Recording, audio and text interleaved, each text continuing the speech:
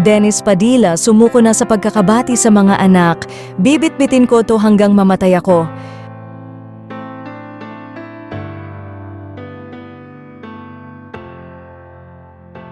Sa isang emosyonal na panayam kay Ogie Diaz, ibinunyag ng aktor-komedyanteng si Dennis Padilla na tuluyan na siyang sumusuko sa pagtatangkang maibalik ang magandang relasyon sa kanyang mga anak kay Marjorie Barreto, lalo na sa mga nangyari sa kasal ni Claudia na kung saan ay binaliwala ang kanyang presensya.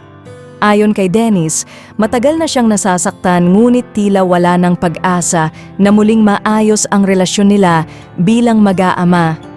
Ayoko na, surrender na, finished, tatay na lang nila ako pero bringing back the relationship, wala na siguro, pahayag niya. Dagdag pa ni Dennis, dala niya ang bigat ng sitwasyon hanggang sa kanyang huling hininga. Bibit-bitin ko to hanggang mamatay ako, ani pa ng aktor.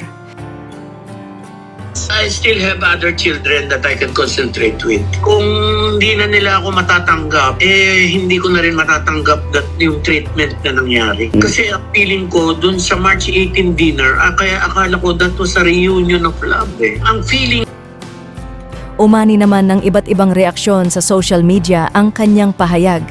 May mga nakisimpatya, habang ang iba ay nanawagan ng tahimik na pagkakaayos sa pagitan ng pamilya.